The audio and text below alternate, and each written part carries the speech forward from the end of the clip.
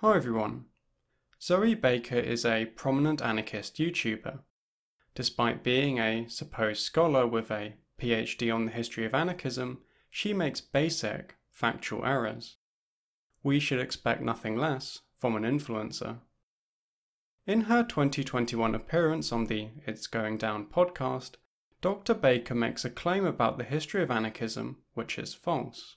She says, So the 1877 Verviers Congress of the Saint-Imier International I just referred to was attended by delegates representing anarchist groups in France, Switzerland, Italy, Germany, Spain, Greece, Argentina, Mexico, Uruguay, and Egypt. So it's that early that it's already a social movement in Latin America and in Alexandria in Egypt.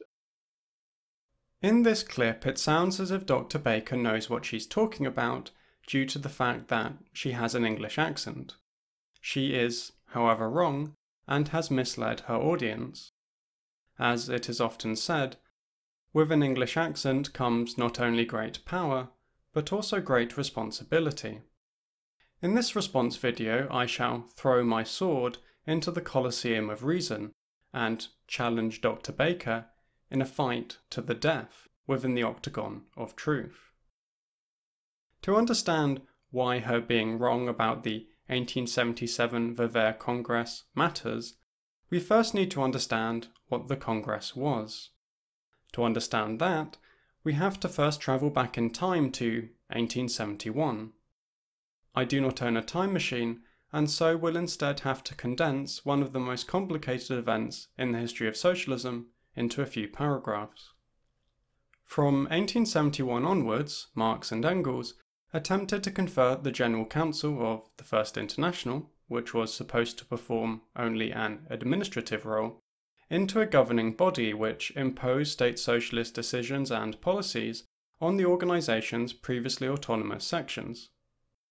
One of the key reasons why Marx and Engels did this is that they thought it was necessary in order to counter a plot by Bakunin to take over the International, become a dictator of the organization, and impose his anarchist program onto it.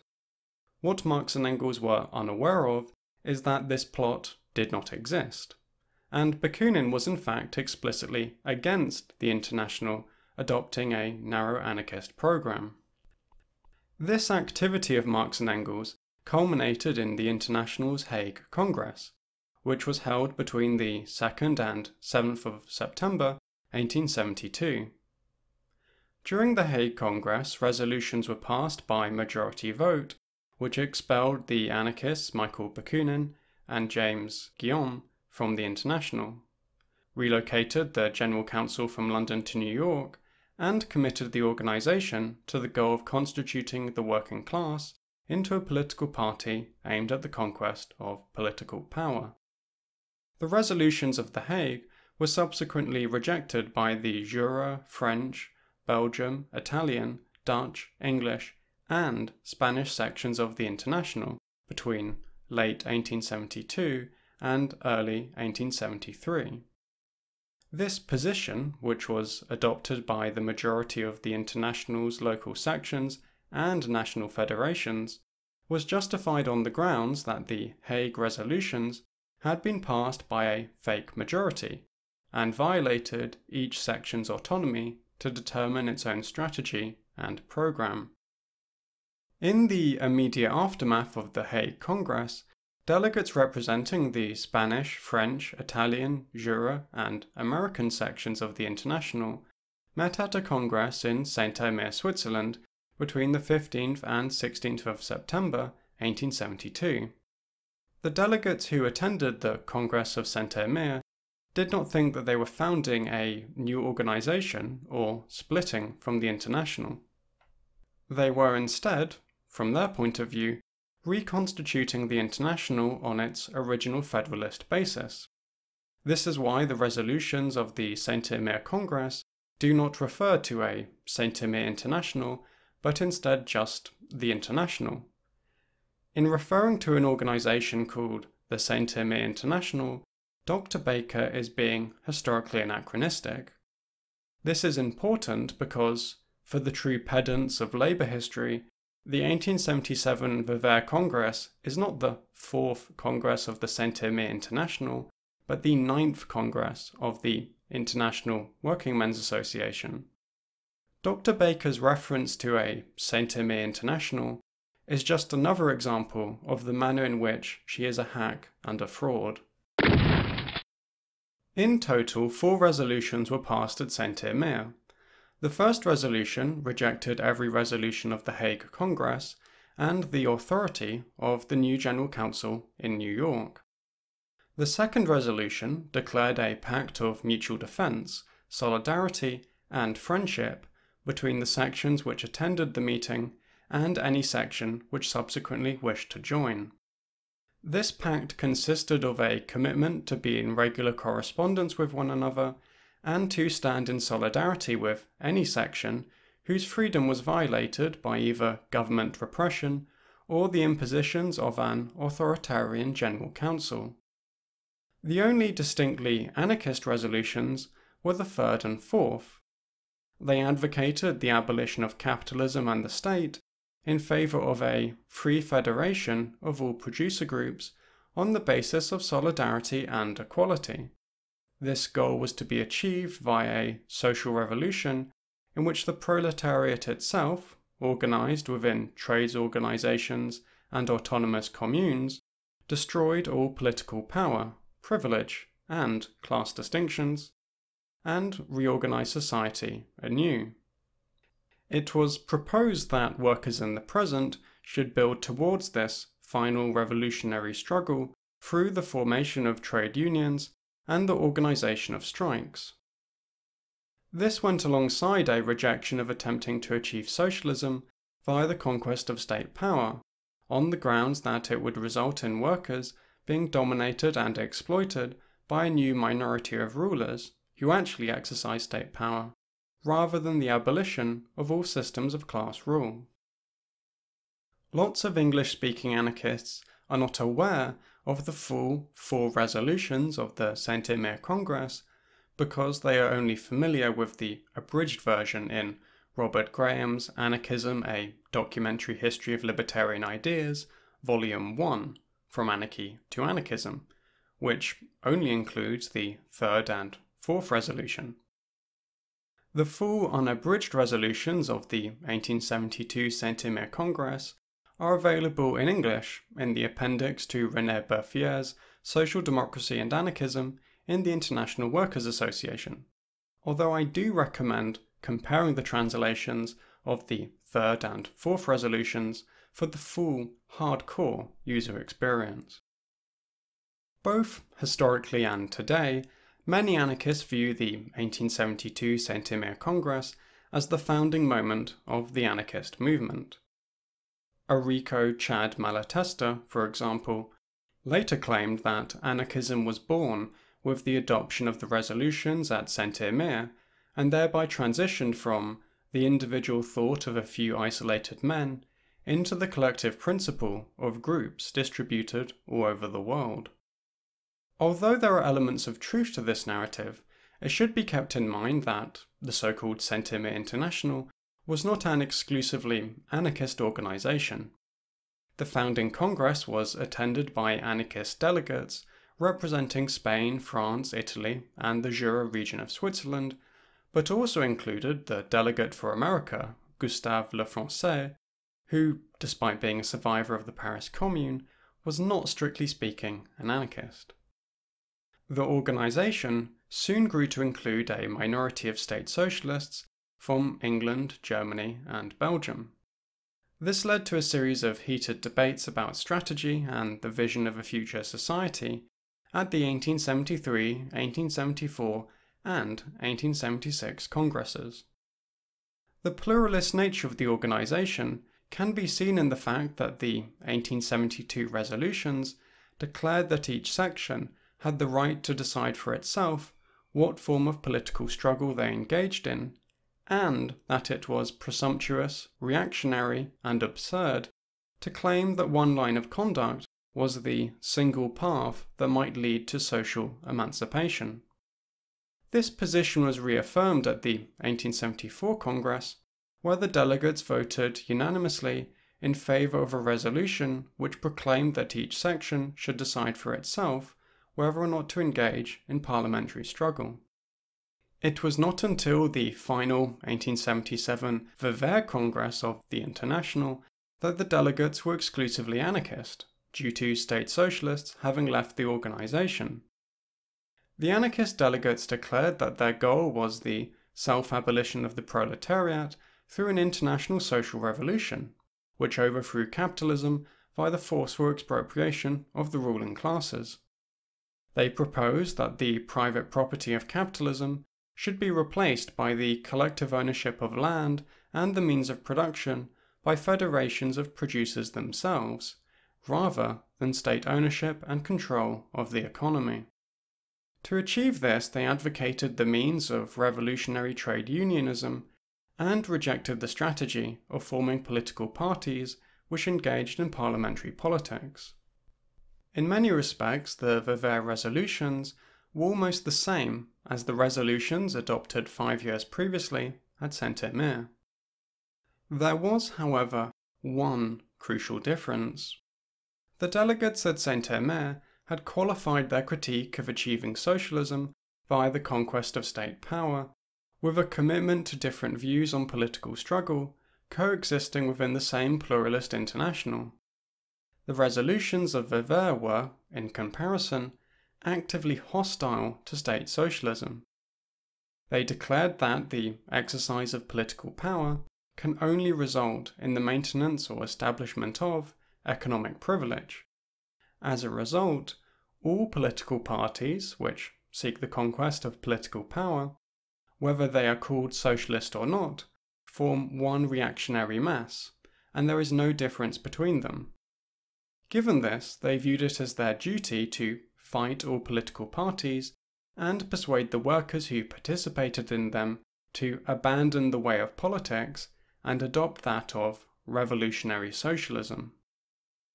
The 1877 Verviers Congress is therefore extremely important because it was the Congress that completely separated anarchism from state socialism and thereby established anarchism as a fully distinct international social movement rather than one tendency within a pluralist international. Having established that the Verviers Congress was a big deal, I shall now explain why Dr. Baker is wrong. She claims that the Congress was attended by delegates representing sections in Argentina, Mexico, and Uruguay. Dr. Baker is correct to point out that anarchism spread to South America during the emergence of anarchism as a social movement. Sections in Argentina, Mexico, and Uruguay did affiliate with the so-called Saint-Imier International, but, importantly, they did not send any delegates to the Verviers Congress. I politely pointed this out to Dr. Baker on Twitter, but she blocked me because she's a coward who can't handle criticism. The reason why Dr. Baker believes that the Congress was attended by delegates representing sections in South America is because she's repeating George Woodcock's account of the Congress in his book Anarchism, A History of Libertarian Ideas and Movements. Anyone who knows anything about the historiography of anarchism knows that only basic bitches cite George Woodcock. His book includes numerous factual errors and has aged very badly in light of the latest research. Dr. Baker is wrong because Woodcock is wrong. In a tale as old as time, Dr. Baker committed the cardinal historiographical sin of repeating a claim made by one secondary source without first double-checking what other secondary sources have to say. The latest secondary sources on the history of the International, such as René Berthier and Robert Graham, list which countries were represented at the Verviers Congress. None of them include Argentina, Mexico, and Uruguay. Dr. Baker should know this since she has read these books. Despite the latest secondary sources not mentioning delegates from Argentina, Mexico, and Uruguay, Dr. Baker decided to go with the account from Woodcock. She claims to be a historian, and yet doesn't remember everything she's ever read in a history book. These are the kind of errors we should expect from someone who has been indoctrinated by bourgeois academic institutions. Dr. Baker has, after all, once claimed that Enrico Chad Malatesta's anarchist program was published in 1898, when, as everyone knows, it was first published in 1899. Dr. Baker is infamous online for arguing that Marx was an anarchist, and so clearly has no idea what she's talking about. I'm going to mention this often repeated accusation in passing in order to bolster my argument and make myself look good, even though this is something she has never claimed. She in fact consistently points out that Marx wasn't an anarchist due to, among other things, his support of electoral politics as a strategy to build towards socialism. People who think Dr. Baker has claimed that Marx was an anarchist should confront the fact that she routinely refers to the 1880 preamble to the programme of the French Workers' Party, which Marx co-wrote with none other than Frederick Sugar Daddy Engels, Paul Terrible Son-in-law Lafargue, and Jules Gued, who today is only remembered by people weirdly interested in the history of French socialism. Within this preamble, Marx clearly advocates distinct strategies from anarchism when he writes that the goal of socialism must be pursued by all the means the proletariat has at its disposal, including universal suffrage, which will thus be transformed from the instrument of deception that it has been until now into an instrument of emancipation. Dr. Baker hasn't just read the 1880 preamble to the programme of the French Workers' Party, she's read it multiple times, for fun. She's the kind of person who doesn't just have all 50 volumes of Marx and Engels' collected works in English on her hard drive because, in 2022, she is still mad that the publisher Lawrence and Wishart had them removed from the Marxist Internet Archive. She's the kind of freak who likes to spend lazy Sunday afternoons pretending to engage in the digital humanities by word searching for specific terms. Dr. Baker might respond to my devastating critique by claiming that she just mistakenly repeated an error from Woodcock and should have double-checked other secondary sources before repeating the claim to thousands of people. This kind of minor error isn't the end of the world. Things are, however, much worse than they at first appear. Dr. Baker is a Kropotkin nerd. Since she is a Kropotkin nerd, I know that one of her favourite books has to be Caroline Kalm's Kropotkin and the Rise of Revolutionary Anarchism, 1872 to 1886.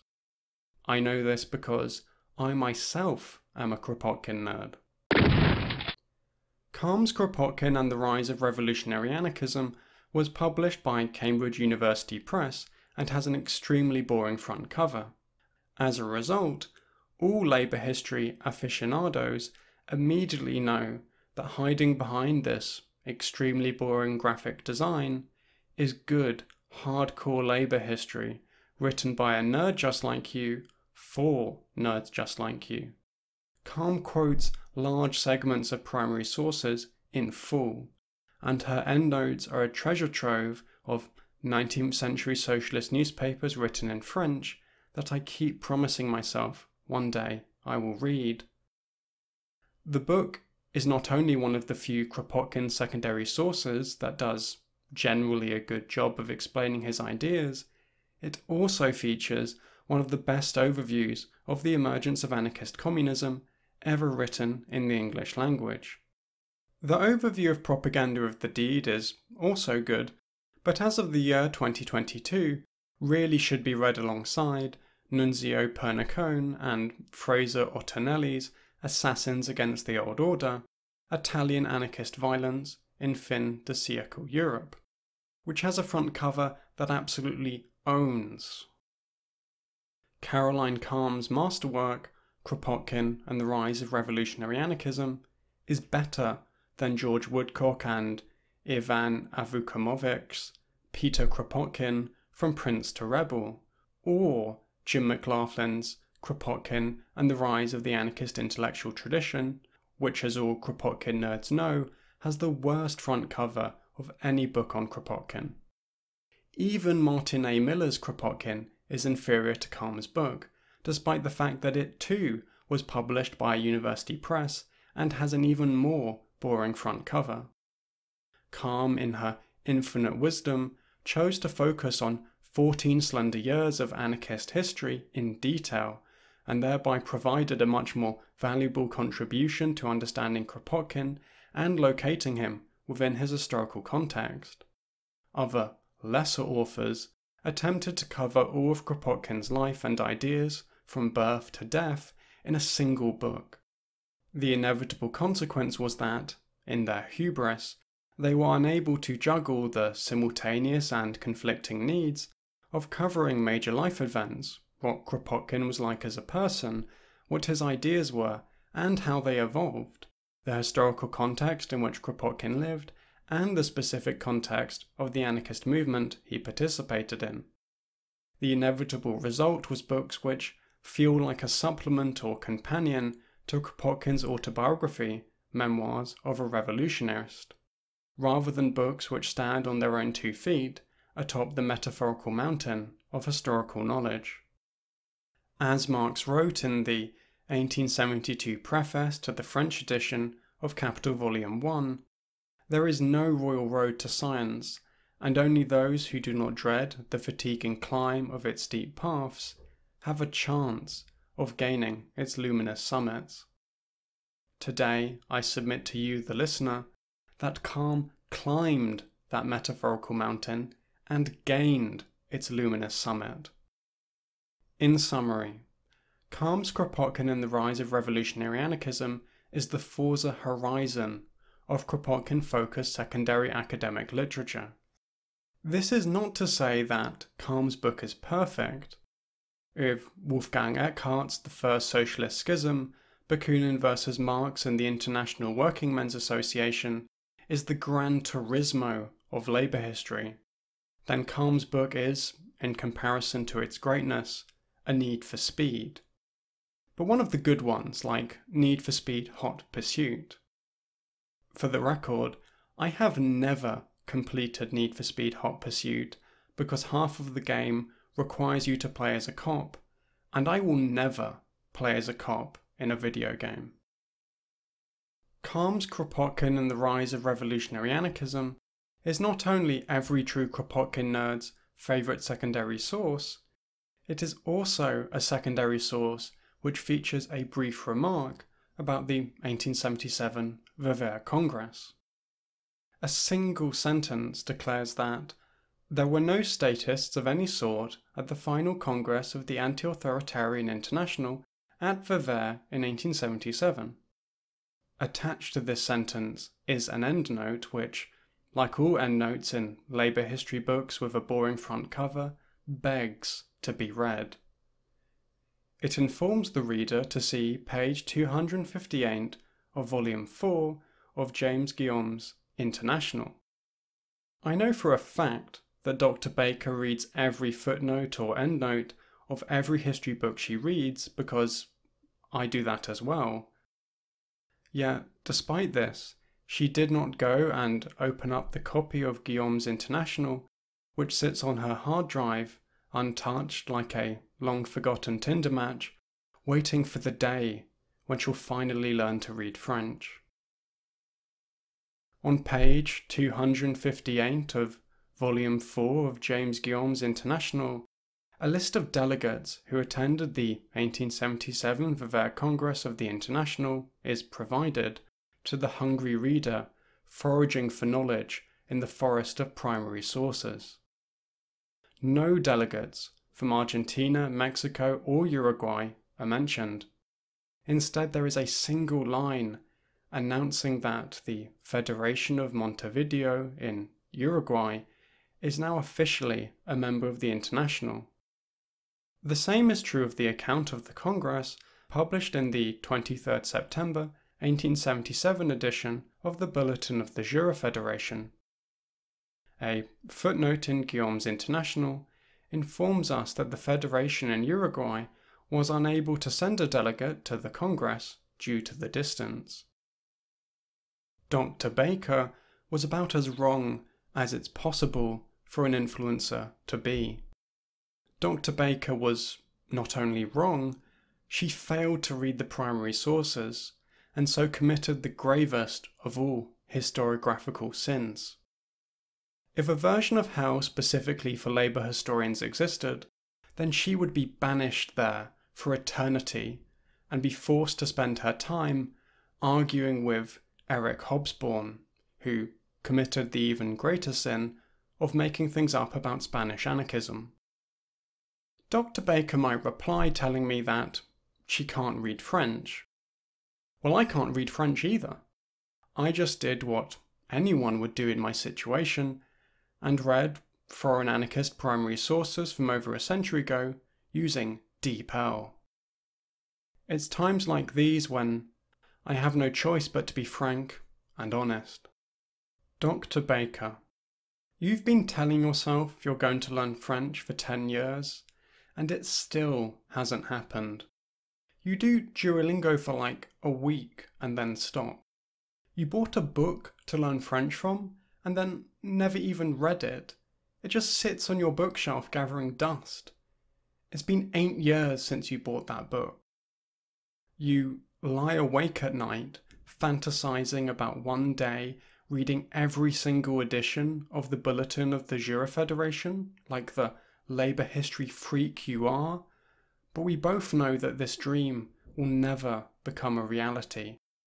One day you'll be aged 80 in a hospital bed, realising that you wasted your life completing 100% of every single Assassin's Creed game when you could have been learning French in order to read anarchist primary sources. The easiest person to lie to is ourselves.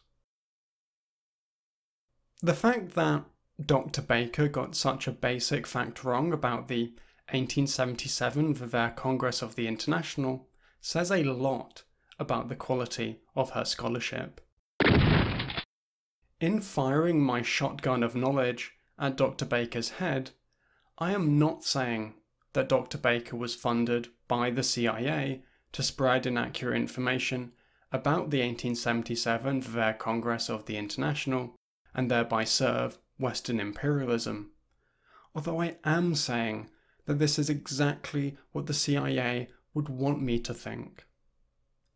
In conclusion, YouTubers, please log off and stop talking about the 1877 Verviers Congress of the International. I hope everyone listening enjoyed this video. I'm really annoyed at myself for getting this fact about the 1877 Verviers Congress wrong, and so I decided to kind of turn that annoyance into a kind of surreal, very meta response video to myself. For the record, please don't call me Dr. Baker. I don't like being called Dr. Baker. I don't like making appeals to my academic authority. Just call me Zoe. I want people to not put me on a pedestal. I want people to listen to me and be persuaded by the things I have to say because of the strength of my arguments, my footnotes, my referencing, all the research I do, all the evidence I provide in videos to show that I'm correct. I don't want people to just take my word and assume I'm always right because of an academic credential I have. Lots of academics don't know what they're talking about, or they only know about subtopics of subtopics of subtopics, and whenever they go outside their niche, they make mistakes. It's really easy to make mistakes when writing history because, as this video shows, you can easily just repeat one error that someone else made in a book, and then the error kind of takes on a life of its own and replicates itself because no one bothered to go back and check the primary sources. So yeah, please don't put me on a pedestal. I make mistakes. I try really hard not to make mistakes. I try really hard to make sure I don't get things wrong, because I feel like I have a responsibility to the people who watch me to make sure that what I'm spreading is, to the best of my knowledge, accurate information. Sorry for the lack of videos these past few months. I've been really busy finishing my book, which is an overview of the revolutionary strategy of anarchism. The book will come out next year, and as the publication date draws nearer, I will post more details and people can pre-order it. I'm really excited for everyone to finally be able to read my book, which I've been working on for 7 to 8 years, and finally it's happening, it's going to come out. So have a nice day everyone, and goodbye.